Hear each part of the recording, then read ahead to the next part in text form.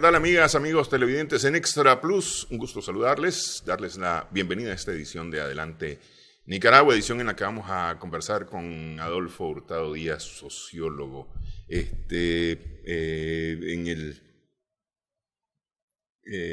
la serie de conversaciones que hemos tenido acerca de la situación del país desde el punto de vista sociológico. Con Adolfo hemos tocado el tema de la legitimidad del Estado, el tema del colapso, el tema de el enfrentamiento entre la vieja y nueva cultura política, y ha sido considerado pues que en esta serie de entrevistas con Adolfo que estos son los temas que han estado presentes en esta crisis actual, y acerca del colapso hemos hablado de la importancia de evitar el nuevo colapso que al final de cuentas nos traería nuevamente dentro de algunos años a una situación similar en el país. Más o menos esa es la línea que hemos traído, Adolfo. Por ahí hemos andado, pero no sé si hasta dentro de algunos años. Creo que la situación sigue su camino. Desde el inicio hemos dicho de que hemos estado enfrentando problemas de la legitimidad del Estado. O sea, hemos señalado que la crisis está justamente en la legitimidad del Estado, ¿verdad? Que obviamente hay elementos que se pueden señalar de todas las partes, que creo que confunden mucho más que de lo que aclaran. Ves como el tema de grupos interesados en lo que se ha denominado como golpe suave, que prácticamente es un tema de manual, ¿verdad? Que está en todos lados, o lo que señalan otros grupos de que hay una concentración de poder dentro del Estado que es peligrosa. Ahora, lo que a mí me preocupa mucho, y es un poco lo que hemos venido conversando estos días atrás, es que antes del 18, elementos o cosas que antes del 18 de abril o el 19 de abril eran una ventaja para el gobierno, digamos, ¿verdad? Y que permitía ese mismo sistema político más o menos mantenerse, ahora son un problema para el gobierno y son un peligro para el mismo gobierno, ¿ves? Uno de esos elementos, por ejemplo, es, creo que lo que nosotros podemos observar en la crisis, en esta crisis, es que no hay oposición, ¿ves? No hay una agenda, no hay unas caras visibles, no hay un tema que aglutine a nadie, ¿verdad? Que si vos vas, digamos, en un proceso político que salta de campaña a campaña, de elección a elección, vos decís tener una oposición fragmentada, una oposición que no exista, el no tener quien dialogue conmigo, tener enfrente es una ventaja, porque en la siguiente elección prácticamente la tenés hecha. En la posición actual, donde lo que tenemos es una crisis de legitimidad del Estado, es decir, unas elecciones que desde 1996 vienen siendo contestadas y que de elección en elección solo se ha venido empeorando y que ha venido degradando, digamos, esa credibilidad que la gente tenga sobre el Estado y la confiabilidad sobre el gobierno, hace necesario, ahora sí, para el gobierno tener con quién dialogar, y no lo tienen. Ve, y no solamente no lo tienen, es que además los mismos explicaciones o modelos de representación que ellos tienen sobre lo que ha pasado le hace todavía más difícil comprender. ¿Qué tiene el gobierno? Los modelos que tiene el gobierno. Los modelos que tiene el gobierno, los modelos que tiene la oposición más dura,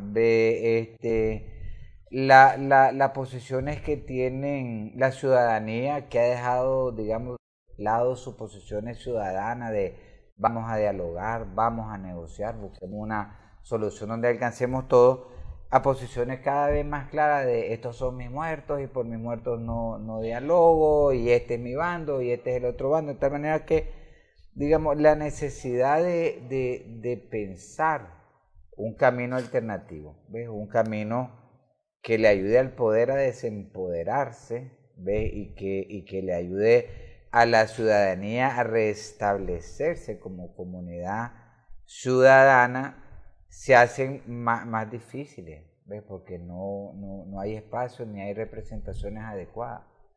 ¿Ves? La otra vez teníamos, vos estuviste aquí, has tenido varias entrevistas, ¿ves? Donde parece que las posiciones extremas se justifican. ¿Ves? Es decir, que el gobierno haya entrado con exceso de violencia a poner orden social, se justifica. ¿Ves?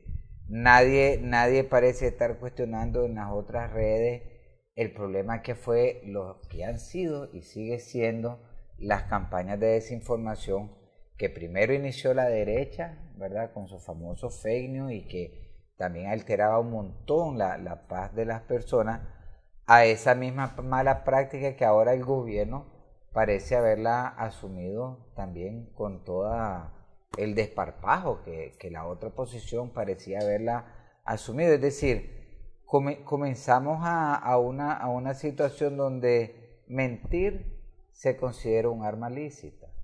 ¿Ves? Y entonces si ya la verdad deja de ser realmente importante, ¿ves? Y lo que van son verdades absolutas, entonces esto va a ser un tema de fuerza bruta.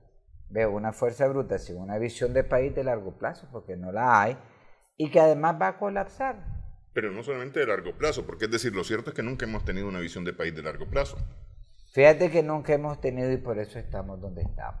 Fíjate que volvamos al tema de estos mundos mentales de las que hemos venido hablando nosotros en las últimas épocas. Yo voy y veo, digamos, en mis amistades sandinistas, de un convencimiento tan absoluto que esto fue un golpe suave, un intento de golpe de Estado, que debe de haber su gente que obviamente aprovechó la situación y quiso empujar para allá.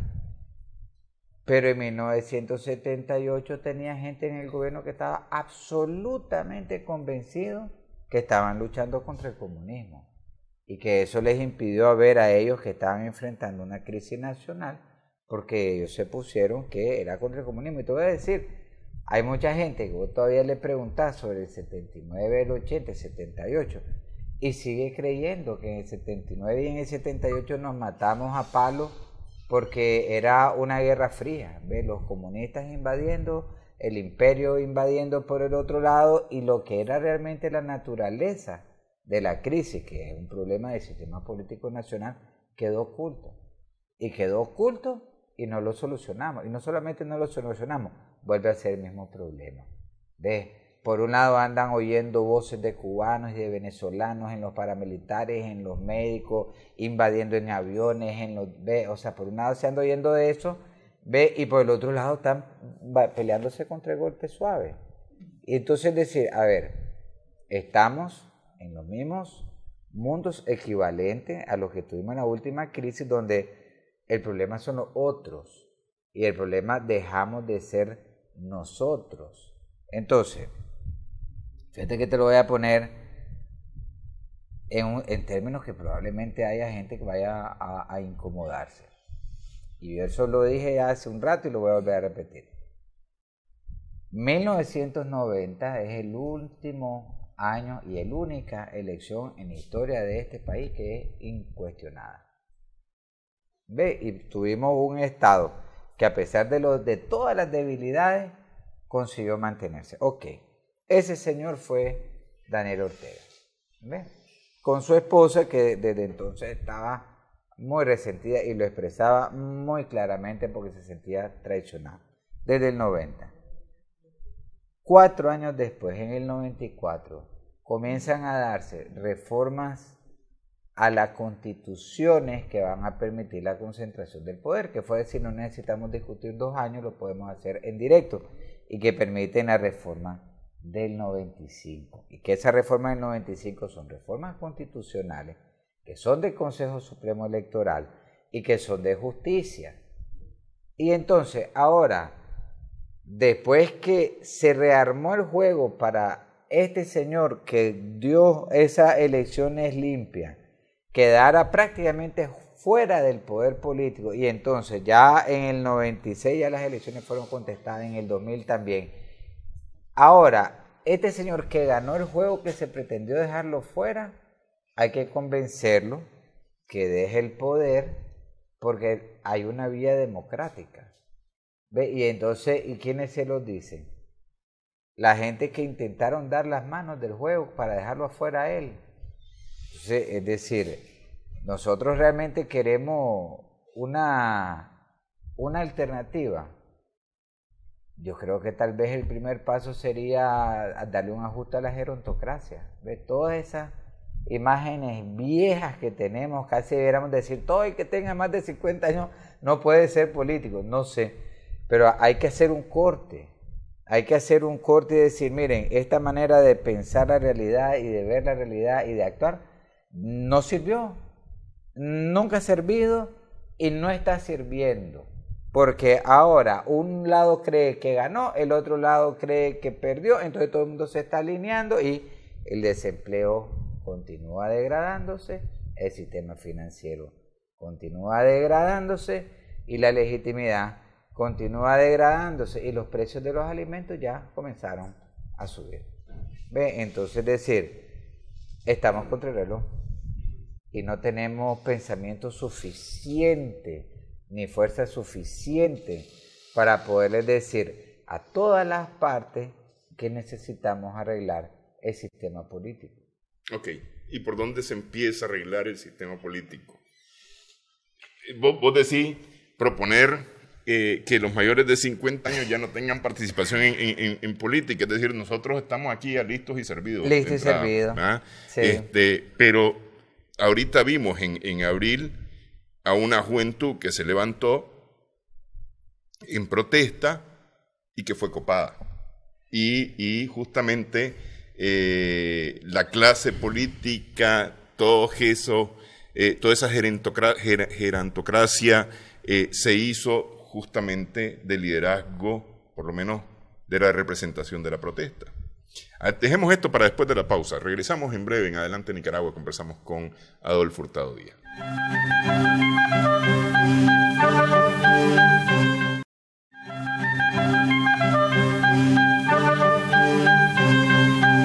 Seguimos en Adelante Nicaragua en Extra Plus. Estamos conversando con Adolfo Hurtado Díaz. Hay que resolver el problema político que nos tiene sumido actualmente en esta crisis.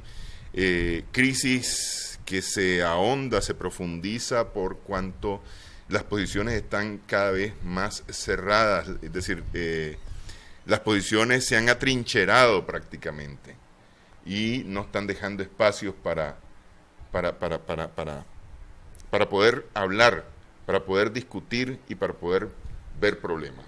Hablamos de las mentalidades, justamente esas mentalidades, esos mundos mentales que evitan reconocer el problema como tal en Nicaragua, porque hay quienes creen haber ganado una guerra y hay quienes creen que esta guerra sufrieron una derrota, pero van a continuar en la guerra. A ver, intentemos pensar un poco con los instrumentos que además tenemos a mano, ¿verdad? Porque yo creo que hay que buscar las salidas con lo que verdaderamente tenemos a mano, más allá de lo que nos gustaría que fuera, porque creo que nos gustaría que fueran un montón de cosas. Fíjate que la OEA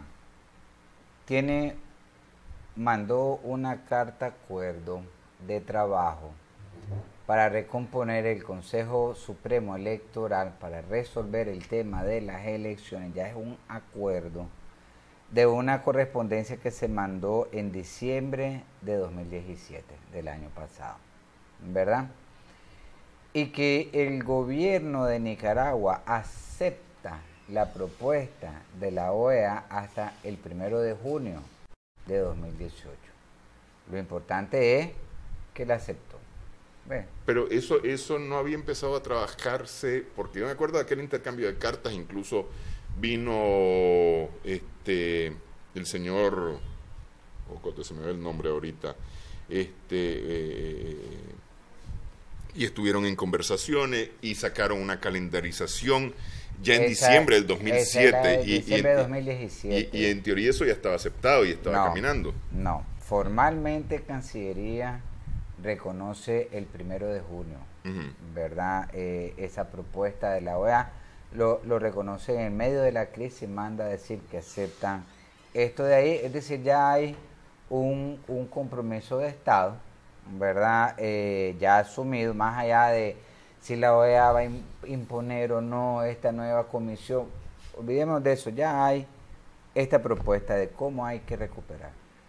¿Por qué el tema del Consejo Supremo Electoral es tan importante y es tan vital en la crisis actual? Porque tenemos una crisis de legitimidad, es decir, se saben de prácticas que alteran los resultados, como te decía, desde el 96.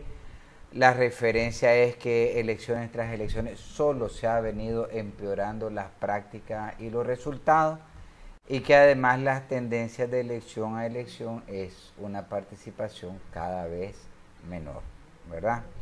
Esa es la mayor expresión también, o sea, también lo de la manera en cómo estalló la crisis política en el 18, 19 y 20 de abril, es una expresión del grado de deslegitimidad. Entonces, resolver la representación es fundamental, ¿verdad? Este es el primer punto. Entonces, nada se puede hacer sin un Consejo Supremo Electoral funcionando bien. Ese es el primer cuello de botella, es un cuello de botella que es formal, digamos, instrumental. El segundo punto, y es aquí donde ya los mundos mentales comienzan a ponerse agresivos, es cómo vos sabés quién te está hablando. Es decir, cómo vos sabés que vos estás hablando por el sector de radiodifusión de Nicaragua y no como Néstor Espinosa, por darte un ejemplo. Es decir, como yo que me escogieron para estar de un lado de la mesa o de otro porque dicen que represento este modelo mental dentro de Nicaragua, ¿cómo vos y yo sabemos que es verdad? Porque justamente tenemos ese deterioro, es decir, los gremios de todas las índoles están deteriorados, las bases de representación están deterioradas, los partidos políticos están deteriorados. Entonces, ¿cómo resolvemos eso de ahí? Entonces, bueno, la primera es qué es lo que queremos realmente saber. Yo creo que la primera pregunta que todo el mundo quiere saber, la primera que todo el mundo quiere saber es si realmente un gobierno con el actual estándar de derechos humanos y con el actual estándar de seguridad es aceptable o no por la población. Porque lo que nosotros dijimos en 1990, todo el mundo dijo en 1990, es que un estándar de derechos humanos violados por parte del Estado, un estándar de clara exclusión política no iba a ser aceptable nunca más. Eso fue nuestro acuerdo. Después de los años de derramamiento de sangre en los 80, el acuerdo que hicimos en 1990, es que esa locura de creer de que es lícito matar a un hermano para solucionar un problema iba a volver a ser aceptable. Dijimos que nunca más iba a volver a aceptar y volvió a suceder. Entonces la pregunta es, ¿realmente es tolerante un gobierno que tenga este estándar? Yo particularmente creo que no. Particularmente creo que no. Hay gente que cree que sí. Pero ¿cuánto es la gente que cree que sí? ¿Y cuántos somos los que creemos que no? Eso es fundamental. Es fundamental porque tenés justamente cuestionado la legitimidad y la naturaleza del gobierno. Entonces, ok, ¿cuándo puedo hacer yo un plebiscito? Cuando yo tenga el Consejo Supremo Electoral limpio. No puedes hacer el plebiscito antes. ¿Ve por qué? Porque hay que resolver toda la estructura, hay que resolver las representaciones, hay que actualizar el patrón electoral, que está todo, que es un problema, y hay que resolver las estructuras a nivel de base, y hay que tener mecanismos de control democrático más sencillo. Te voy a dar uno en El Salvador que a mí me sorprendió. ¿Ves por qué? Porque en El Salvador posiciones que están claramente en pugna, como la del Frente allá y la de Arena allá, que te voy a decir, nuestro frente de aquí y nuestra derecha de aquí son suaves comparado a lo que es el Frente de allá y Arena de allá. O sea, son de mucho más duro para expresar su desacuerdo, por decirlo de alguna manera. ¿Qué es lo que ellos hacen? Y a mí me sorprendió. Una vez que estuve por allá, estaba viviendo allá y quise ir a acompañar los procesos. Se cierra la urna, se saca la mesa al centro de un patio, maje. Y entonces, alrededor de la mesa están los fiscales. Ve, el jefe de los fiscales va sacando boleta por boleta, va diciendo partido tal, y la va levantando, partido tal, y entonces, si vos sos un ciudadano que tenés dudas sobre si son honestos esos fiscales que están ahí, tenés un espacio de 5 metros alrededor de la mesa, entonces la gente puede ponerse alrededor de esos 5 metros y está viendo la cuenta. Y hay gente que se queda hasta que el último voto está contado y los fiscales firman. Aquí ¿cómo es? Aquí es, ya terminó los votos, todo el mundo afuera, cierro ventana, cierro puerta, me encierro con los fiscales, que además tenés fiscales que ni siquiera sabes si son de ese partido. Porque además, historia de fiscales que son de un partido y funcionan para otro partido, hay sobradas declaraciones por todos lados. Entonces, vos esa gente que vos sabés que son de un partido, actuando de fiscales de otro partido, que se encierran en un cuarto a puerta cerrada y que de nada te sacan una página que todos esos majes ahí encerrados dicen que el resultado es esto, no le crees. No le crees. Entonces, la representación y la legitimidad, eso es un tema de oro. Si nosotros no vamos a un plebiscito, honestamente, si no vamos a un plebiscito que diga esto queremos que continúe o esto queremos que no continúe, si no llegamos a ese punto mínimo, no vamos a ningún lado. Ok, para llegar a ese punto mínimo necesitas resolver el tema electoral primero. Para que sea, pero ya es un acuerdo del gobierno. Para que sea o para que los resultados de ese plebiscito sean respetados por todo el mundo, sí, reconocidos por Raimundo y todo el mundo. Así es. Pero eso de una u otra forma no es o no termina de solucionar, porque aquí, por ejemplo, estamos hablando y justamente el tema electoral es resultado, ya lo mencionabas vos con las reformas del 95, de la partidarización de los poderes del Estado y de las instituciones del Estado, que hasta el 95 habían tenido más bien como una representación más cívica que partidaria, porque vos no necesitabas necesariamente ser de X partido para tener poder en esa institución. ¿Ve? Es decir, a ver, vamos, Mariano Fiallo Oianguren estaba como una figura notable, como una figura representativa del país y no necesariamente como sandinista, por ejemplo, por decirte alguna cosa. Era sandinista, pero nadie le cuestionaba que fuera sandinista.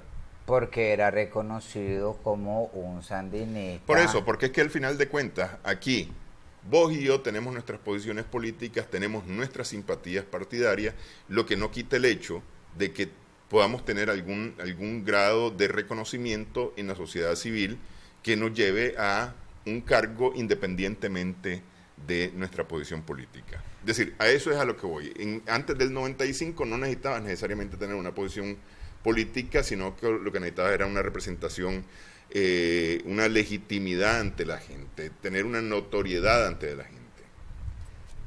¿Sabes dónde yo creo que está la gran diferencia? Antes que pasemos a la siguiente, porque yo creo que es corta y después si querés volvemos a discutir. Yo creo que la gran diferencia en el Consejo Supremo Electoral que nosotros tuvimos hacia el 90 a lo que vino después es que el Consejo del 90 se construyó donde cada una de las personas que participaron, aún siendo emblemáticos de determinados partidos políticos, porque eran emblemáticos de determinados políticos, tenía al doctor Rodolfo Sandino ahí, ve a Leonel Argüello, o sea, tenía gente emblemática, era que las partes contendientes no veían como una amenaza a esta gente. Ve, lo que vino después, que fue a partir del 95, que fue una terciada, es el que va a ir al Consejo Supremo Electoral, es el que el líder dice. Entonces, ya es la persona que va a garantizarle el resultado político al líder, pero ya no es la persona que las otras personas pueden confiar. ¿Ve? Entonces, ese pequeño cambio entre un grupo escogido para defender tu posición a un grupo escogido para avanzar de manera táctica sobre la posición, yo creo que le cambió la naturaleza al Consejo Supremo Electoral. Correcto, y eso es lo que te digo, el problema está ahí, y eso trasladarlo a la Corte Suprema de Justicia, donde vos sos magistrado porque perteneces a un partido y además porque la ley establece que de acuerdo a la representatividad en la Asamblea Nacional por los resultados electorales, entonces tenés una cuota de poder en ese poder del Estado. Esto para estos dos poderes, y ya no digamos Contraloría, Fiscalía, Procuraduría, etc. Entonces pasémonos al sistema político, porque entonces ahí se nos está trabando el sistema por otro ángulo, ¿ves? Ahí el sistema se nos está trabando porque los partidos políticos permiten una acumulación de poder que posteriormente puede transferirse al Estado, ¿ves? Y entonces, ¿qué es lo que nosotros hemos visto? Todo el caudillaje en todos los partidos políticos. Unos no se han expresado como caudillaje, pero son los mismos presidentes y secretarios de partidos políticos que llevan 30 años ahí. Entonces, si vos tenés si vos decís, mira, el Estado solo va a ser organizado a partir de los partidos políticos. Está bien, ocupémoslo como fórmula, ok, partido político. Pero resulta que los partidos políticos es donde realmente se construye el modelo patronal, la cultura política postcolonial, que le estamos diciendo, este partido es mío, y como es mío, yo voy a ser representante eterno.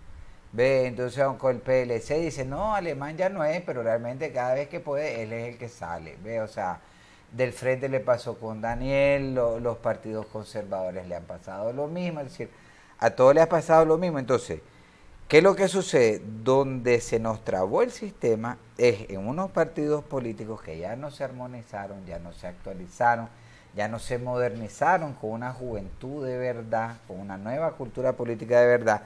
Estos son los que han estado ocupando el Estado. Por eso es explicable uno de los mayores errores políticos para mí de la negociación, que es el no haber invitado a los partidos políticos.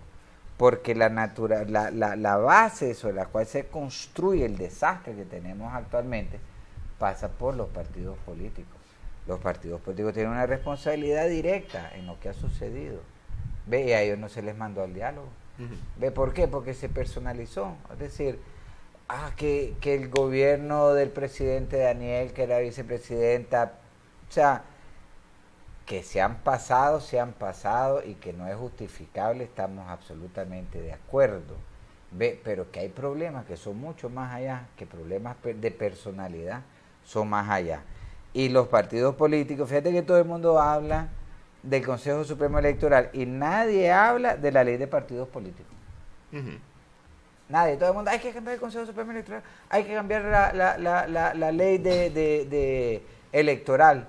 Y los partidos políticos, porque si nosotros decimos, ok, vamos a un plebiscito, perfecto, ya supongamos que gana el no, entonces ok, entonces hacia el 2019 tenemos elección, supongamos que gana el sí, ok, tenemos hasta el 2021, tenemos elección, sí, está bien, pero ¿qué es lo que va a cambiar?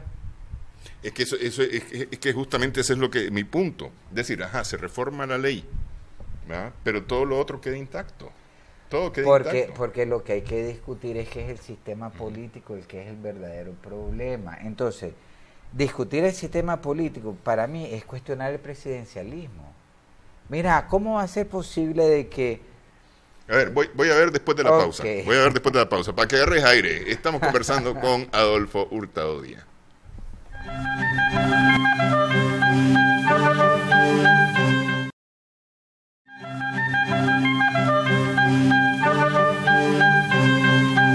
Seguimos en Adelante Nicaragua en Extra Plus. Estamos conversando con Adolfo Hurtado Díaz, sociólogo. Si nos metemos a ver el tema del sistema político, ese va a ser un cuento de nunca acabar en estas condiciones, me parece a mí. Es decir, yo soy de la opinión que tenemos que tener un diálogo en dos fases. Una primera fase que ayude a solventar esta crisis, a resolver esta crisis y dar las bases mínimas para empezar una segunda fase. Una segunda fase que debe haber empezado hace 11 años, según mi opinión.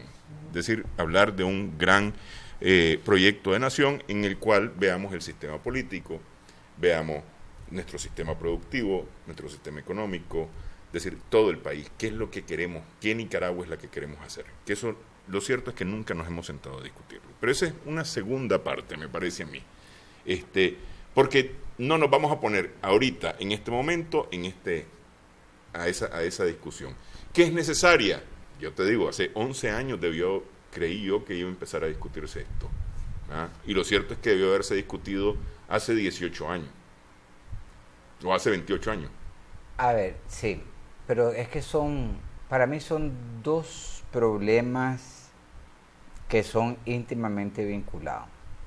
Un problema es cómo nos vamos a gobernar. Resulta evidente con la crisis que tenemos ahora que así como nos venimos gobernando no funciona. No funciona porque igual que en periodos anteriores, en ciclos políticos anteriores, volvimos a tener concentración de poder, volvimos a tener una pérdida de legitimidad importante y volvemos a tener unas pérdidas humanas importantes por justamente la inestabilidad política. Entonces, es decir, el cómo nos venimos gobernando es un tema que hay que resolver y aquí hay que considerar un asunto que nosotros no hemos considerado hasta ahora y es la cultura política postcolonial que te venía diciendo. Es decir, creemos de que, bueno, el concepto de presidente, que soy un rey por 4 años, que además a mí me dan lo que era antes el repartimiento, ahora le podemos llamar nuevo repartimiento, algunos le dicen estado botín, vengo, me siento, me hago las indias, como se decía antes, y después ya le toca a otro, más o menos ese es el modelo. Que el problema es que se tiende a concentrar. ¿Por qué? Porque la renta está en el manejo del Estado. Vos perdés el manejo del Estado, vos perdés la renta. Entonces, por eso es tan conflictivo los cambios políticos, porque realmente hay cambios en las relaciones económicas, digamos, estratégicas en este país. El otro tema que vos tocás, que es el gobernarnos para ir hacia dónde, ¿verdad? Tiene que ver, que también tiene que ver con el tema de la cultura política, es comenzar por entender que somos una comunidad. ¿Ves? Si nosotros no entendemos que somos una comunidad nicaragüense donde todos tenemos que alcanzar de una vez y que además podemos ponernos de acuerdo de cómo vamos a ir alcanzando a largo plazo y qué garantías tendría que haber para los menos favorecidos mientras vamos arreglando, digamos, en ese camino. Eso no se ha hecho hasta ahora, es decir, el gobierno de Bolaños intentó el Plan Nacional de Desarrollo más o menos discutido o como que era discutido, el gobierno sandinista hizo su Plan Nacional de Desarrollo Humano sin discutirlo porque ellos realmente han tenido una seria debilidad política en materia de diálogo político, pero yo creo que es hora de sentarnos todas las partes, todas las partes a decir, mira, ¿qué es lo que nosotros tenemos de riqueza aquí? Lo que la otra vez conversamos con un economista.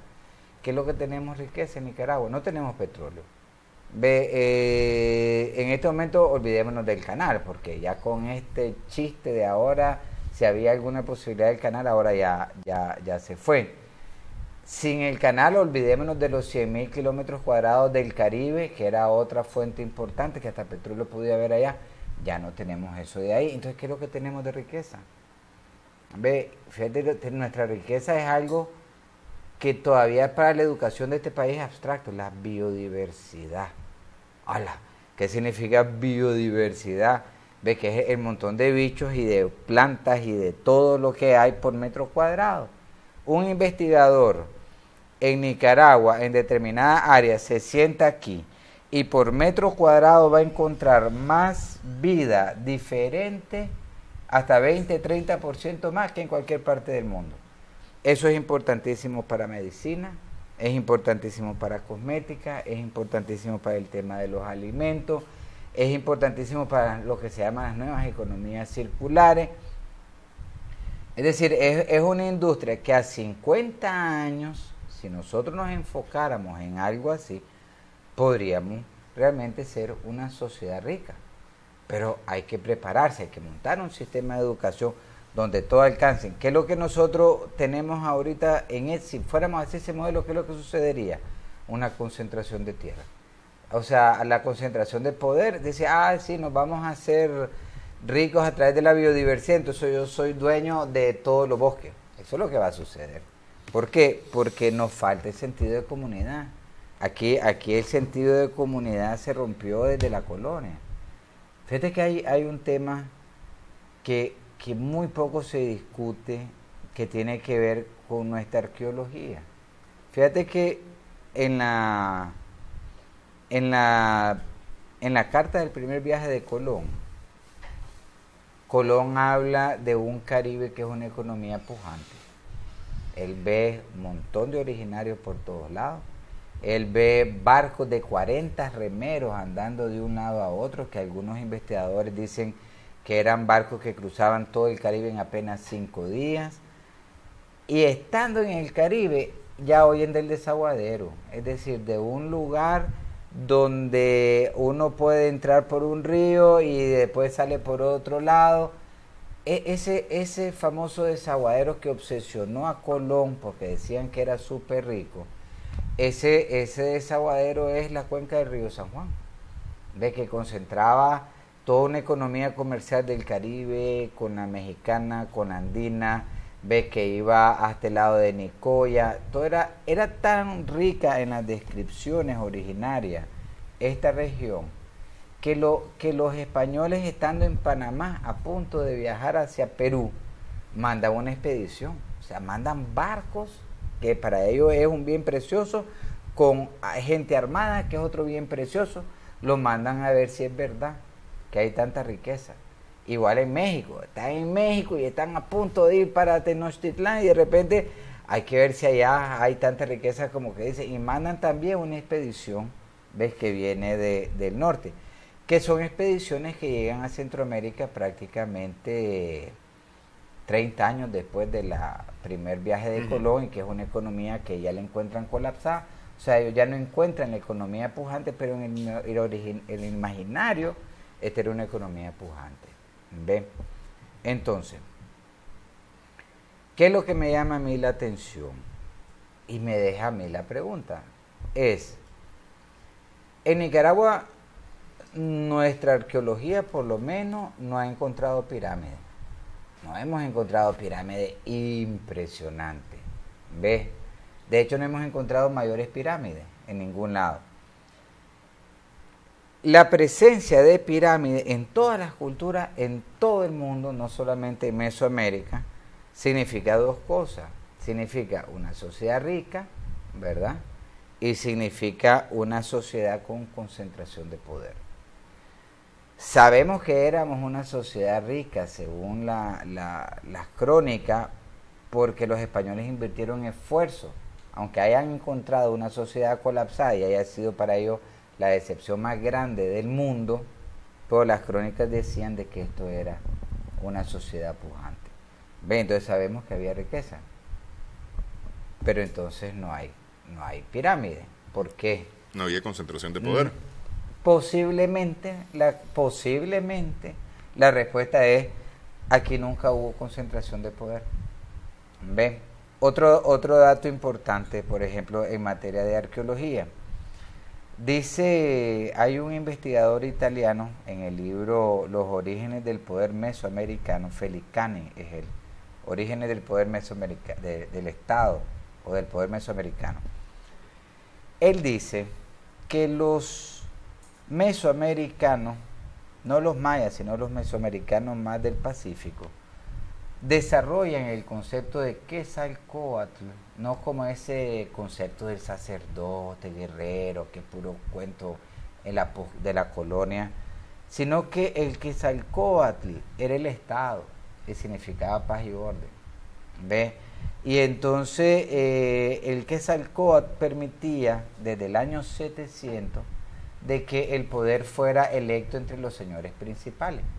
¿Ve? De tal manera que ellos hacia el año 1000 tenían una institucionalidad claramente diferenciada en defensa, en comercio interior-exterior, igual a defensa interior-exterior, tenían toda una institucionalidad que cuando llegan los españoles, y las crónicas así señalan, a Nicaragua, se reúne con un grupo de señores principales. Y los españoles están todos vueltos un chorizo de quién es el rey, porque ellos necesitan ese concepto medieval del rey. Y ellos están en un concepto que en Europa solo después de 1250 se desarrolla, que es la elección entre los señores principales, que tampoco los europeos lo desarrollaron, porque ellos desarrollaron el rey. Aquí no, aquí entre los señores principales podían ser electos. Entonces, tal vez acotar que los señores principales no necesariamente eran dinásticos, sino que eran meritorios. Fíjate que en sus orígenes eran dinásticos, pero ¿verdad? Y se van volviendo meritorios. Eso es el Quetzalcóatl. El Quetzalcóatl justamente provoca ese lado. Entonces, ¿a qué voy yo? Porque a esta altura ya todos los televidentes están diciendo, ok, pero ¿para dónde vas? ¿Verdad? Es que aquí no solamente el poder históricamente no se concentró, sino que probablemente fue muy territorial. Y por eso los conflictos en Nicaragua, las ciudades que se levantan y ofrecen resistencia, las que se sublevan, siempre son los focos indígenas. Ve Monimbó, Sutiaba, Sébaco, es decir, siempre las expresiones de los levantamientos son territoriales. Nunca es un partido político empujó, siguen siendo territoriales. Entonces, ¿dónde probablemente falla nuestro sistema político al ser postcolonial y que intenta reestructurar ese poder centralizado de la colonia? Justamente en eso. Postcolonial y realista en el sentido de responder a la realeza, ¿no? Sí. Exactamente. Entonces, ¿qué significaría realmente hacer un cambio en el sistema político? Tendríamos que deshacernos de esta institucionalidad que es concentradora de poder, que es la presidencia. El ejecutivo del gobierno, lo que nosotros llamamos ahora el gobierno ejecutivo, que ahora ser el presidente es el que manda todo, realmente debieran de ser servidores públicos. Es decir, debieran de ser, vos no sos escogido para ser el presidente ni para primer ministro, no, son escogidos grupos con afinidades políticas, con programas políticos que van y hacen un pacto limitado, y que como es un pacto limitado, yo no puedo usar el Estado como prebenda. Es decir, yo gané el Ejecutivo aunque lo haya ganado con 40%, pero todo el Ejecutivo es mío, entonces yo tengo algunos ministerios que podemos ver cómo nos arreglamos, si vos me apoyás en esto. Y entonces, un pacto político que en un sistema asambleario no tiene tiempos máximos, es decir, vos no vas a ser ministro por 5 años. Vos vas a ser ministro mientras mantengas el gobierno estable, mientras vos estés rindiendo cuentas a quienes te pusieron ahí a manera satisfactoria. Pero si después de 6 meses vos demostraste que sos un incompetente, te fuiste. Sí. Eso es, ahora tenemos un presidente que en 5 meses, 4 meses, algunos países en apenas 3 meses demuestran que son unos incompetentes, y tenés que aguantarte 4, 5, 6 años, para poder decir, hermano, mira, salite de ahí, porque no funciona. Entonces, creo que ni tenemos esa posibilidad de corregir en el camino, y además concentramos inadecuadamente el poder. Ok, pero sigo con la pregunta, ¿cómo salimos ahorita de esto? Porque lo importante es ahorita salir de esto, porque esas son pláticas o esos son temas tratables a posteriori. Por eso, primer acuerdo. Hagamos pausa para llegar a ese primer acuerdo. Regresamos en breve en Adelante Nicaragua.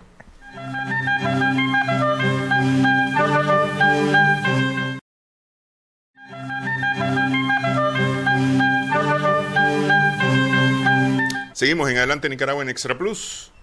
Conversamos con Adolfo Hurtado Díaz y vamos a hablar acerca de cómo llegar a acuerdo para poder salir del atolladero en que estamos en este momento, porque estamos metidos en un atolladero, que lo único que está haciendo es sumarle energía a la crisis, energía que va a tener que salir por algún lado en algún momento. Hay que buscar la legitimidad. Digo, el motor de la crisis actual y de la debilidad del sistema es la legitimidad. Yo creo que llegar a un plebiscito de acortar o no, porque fíjate que la gente da por sentado de que vamos a un plebiscito, todo el mundo vota y todo el mundo da por sentado que esto se va a cortar. ¿Ve? Es lo más probable, es lo que yo creería que sucedería, pero yo no pensaría de manera tan cerrada. ¿Ve? Es decir, lo que sí debemos de estar convencidos es que debemos llegar a un plebiscito, pero aún en el plebiscito ya tendría que ir pensado el para dónde vamos a ir después, porque el plebiscito solamente es un primer paso, es decir, acortamos o no acortamos, ok, eso nos da una legitimidad momentánea, acortamos o no acortamos, pero no nos da una mayor legitimidad. Lo que debe ser acordado, y esa es la parte más difícil por la falta de representación política que hay a todo nivel, ¿ve? Aún dentro del mismo sandinismo, aunque ellos crean que son un super partido, super organizado, ellos tienen serios problemas también de representación. Es el qué vamos a hacer después, porque el elegir un nuevo presidente no es una solución, porque el problema no es de personalidad como hemos estado insistiendo. Elegir una nueva asamblea tampoco es una solución, porque volvemos a decir, no es un problema solamente de personalidad, además hay que resolver los partidos políticos. Hay que acordar, y yo creería de que de repente sería conveniente de que las universidades pudieran hacer y los políticos también pudieran hacer una serie de debates sobre lo que tiene que ser el devenir político de esta sociedad. ¿Ve? Es decir, necesitamos realmente definir si este presidencialismo es o no es. ¿Ve? Si esta manera de ejercicio del poder tan centralizada es o no es. Fíjate que hay cosas que están ocultas en este conflicto y que desde ahí nacen. Por ejemplo, la otra vez estuve hace unas semanas atrás en la RAM, ¿verdad? Estuve visitando Huaspán, Biwi, la zona indígena, y es sorprendente cómo se traslapan los poderes allá entre el poder territorial, que es el que realmente detenta el poder, a un gobierno regional que intenta buscar cómo vincularse a estos gobiernos territoriales, y en medio tenés unos gobiernos municipales ladinos, mestizos, claramente mestizos, que no tienen territorio, sí, pero tienen el presupuesto y además tienen los registros de tierra, de nacimiento, de todo. Y entonces vos decís, ¿y qué hace esa alcaldía metida ahí? Y no son dueños de nada. Y no son dueños de nada, pero ¿qué hace ahí? Clásico ejemplo, Bilwi mismo.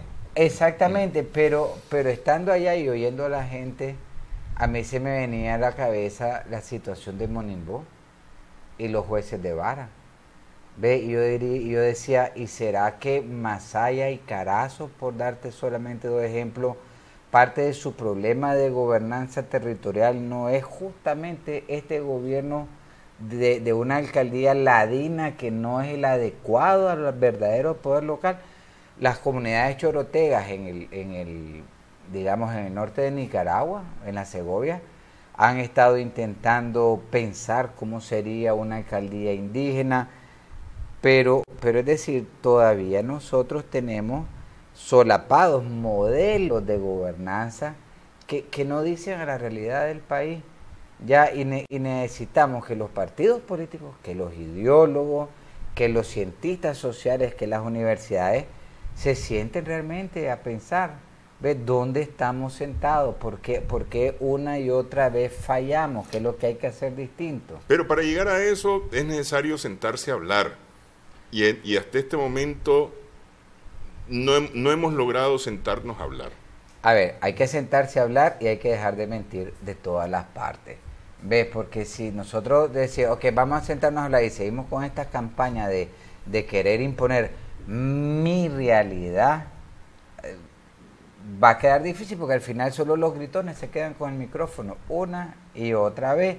Y el problema es, ya vimos que el último colapso, el del 78 al 88, nos ha costado 20 a 30 años solo recuperar lo económico. La gente sigue llorando sus muertos todavía de aquella guerra. Ve, todavía parte de la gente que se moviliza en este nuevo conflicto se moviliza por pasiones del antiguo conflicto. Es decir, no hemos resuelto ni siquiera lo anterior. La gente intenta resolver como que esto fuera algo distinto a lo que ya nos trajo. Si esto es exactamente igual a la crisis del 78.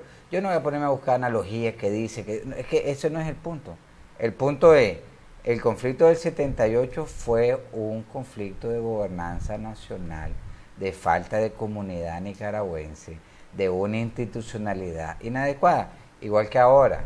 Si igual que antes nosotros creemos que esto es un conflicto de fuerzas oscuras externas, vamos a hundirnos en un conflicto de fuerzas oscuras externas, porque el narcotráfico está esperando su oportunidad y se las estamos dando. Se la estamos dando porque México, el narcotráfico de México, hasta ahora no se ha podido afincar territorialmente en Nicaragua, pero esto es una gran oportunidad para ellos. Ve, entonces, si esto se desgrana, quien va a financiar esto de aquí es el narcotráfico. Y esa es la razón más que suficiente por la cual los Estados Unidos le ha estado dando con pañuelitos de seda al gobierno de Daniel. Las declaraciones de este gobierno, comparado a las de 1980 del gobierno de los Estados Unidos, las de ahora han sido suaves y moderadas. ¿Por qué? Porque, y este es el cálculo político también de parte del gobierno, porque el gobierno de los Estados Unidos no quiere un colapso. Por eso es que el tema de que hay una intención del gobierno de Estados Unidos de política de hundirnos, que lo demuestren, ¿ves? Porque está difícil de creer. Ellos dicen que tienen pruebas, que la demuestren. Tal vez así alguna otra gente cree, pero el conflicto es local. El de ahora y el que estamos preparando para dentro de 30 años, porque ahorita solo estamos preparando el de los próximos 30 años. ¿Ve? Yo espero que realmente las partes interesadas decidan seriamente entrar en un proceso de reconciliación y paz de verdad, no propagandístico, ¿ve? Y creemos una comunidad. Pero la parte interesada somos todos, al final de cuentas. Es decir, sí, pero hay que controlar los gritones. Sí.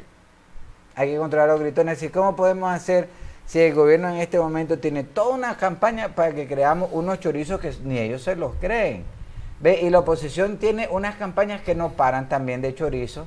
¿Ve? Que también tiene el problema que hay algunos que se las creen. ¿Ve? Hemos visto, ok, estos con su golpe suave y estos otros con los cubanos y los venezolanos metidos en hospitales, en el ejército, en la policía, invadiendo a través de los aviones, por el amor de Dios. Y la gente no para de mandar eso. Y después dice, pero ¿por qué no avanzamos? No avanzamos porque no estamos dialogando. Justamente, y solamente para acotar, en este momento, poner un paréntesis, en este momento mirábamos en ese tema lo de los sacerdotes, publicado en 1984, y que está publicado en las redes como que si eso es hoy. Eso una publicación del 84 publicada como que hoy. Pero a ver, te voy a decir, la gente se molesta, pero todas las personas que empujan a una solución no pacífica, todas las personas que están a través de las noticias falsas de la oposición y del gobierno son responsables directas de cada una de las muertes de los últimos meses y de las que vienen, porque las que vienen probablemente no hemos llegado ni a la mitad, así como vamos, porque el próximo conflicto la gente ya no va a venir desarmada, el próximo conflicto ya la gente ya viene resentida, ya viene con mayor desconfianza, además con los partidos políticos todavía más deteriorados, con las fuerzas políticas y militares todavía más fragmentadas. Vamos a salir y nos vamos a volar balas todos. Sí. ¿Ves? Bueno, plática que vamos a continuar, Adolfo. Tenemos que continuar hablando sobre este tema. Gracias a nuestras amigas, amigos televidentes por su sintonía en esta edición de Adelante Nicaragua. Esperamos que el programa haya sido de provecho para ustedes.